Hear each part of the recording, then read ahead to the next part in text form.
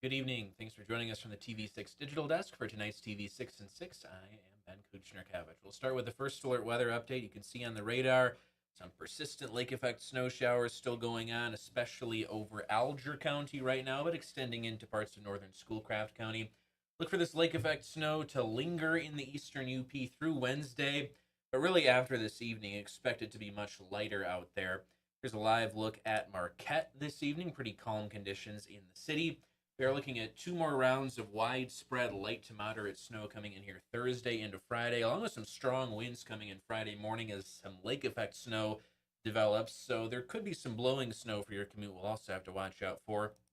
Here's a live look with our TV6 tower cam over Negaunee Township. Official high today at the Weather Service was 14 degrees. Normal high is 22, so we were a little bit cooler for today. Record high 54 in 1991, and the record low was minus 31. Set in 1996. So let's take a look at some of today's top local headlines. We start with Decision 2026 coverage. Dana Lalonde has suspended her campaign for the 109th State House District. The Democrat launched her campaign in September of last year. In a Facebook post, Lalonde says the campaign raised her attention to concerns with the campaign finance system. She says oftentimes political decision-making is driven by fundraising and preferred candidates rather than experience. Lalonde will stay on the Marquette County Board. Now, Anna Aho Rink, a Democrat, is the only person campaigning against incumbent Republican Representative Carl Bonack. Well, question, persuade, and refer. The Copper Shores Community Foundation is set to host free suicide prevention training for adults at a Houghton County school district. It's Wednesday, February 11th at the Lake Linden Hubble High School Auditorium. The goal is to help you recognize warning signs of someone considering suicide and how to respond effectively. Copper Shores says the adult training is different from student training. State stats and the local area as far as how many are actually completing suicide. So it gets a little bit more in depth, something that's not as easily digestible for the kids. And we've had quite a few people that have taken it as adults, and they look at it and go, wow, I had no idea that was going on. The 1-hour training starts Wednesday, February 11th at 6:30 in the evening. An optional 30-minute Narcan training session is available right after. Registration closes Monday. The John Fernetti Dental Center in Iron Mountain will offer free dental care Saturday. Dentistry from the Heart is a day for free dental care for anyone 18 or older. You choose between a free cleaning, extraction, or filling. Anyone is welcome. It is just another way that we can give hope, which is our mission and legacy statement here, that we can relieve some pain and give people some hope, especially considering a lot of people are faced with the financial burden of they simply cannot afford dental care. Wenzel says she appreciates your help to spread awareness for the event. It's on a first-come, first-served basis. We're less than 24 hours away from the kickoff of Winter Carnival at Michigan Tech University. The festival looks to boost not just spirits, but the economy too. Visit Keweenaw Executive Director Brad Barnett says the impact of Winter Carnival on the area's economy should not be underestimated.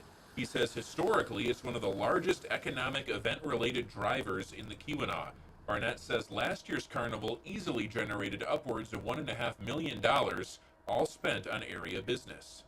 It's such a concentrated event. So many people come and they experience downtown, they do the shopping, they dine, they lodge, and that really shows up in the numbers.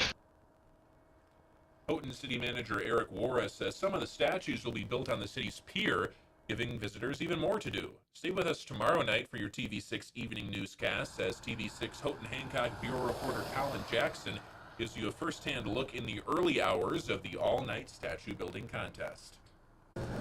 Super Bowl Sunday is less than a week away.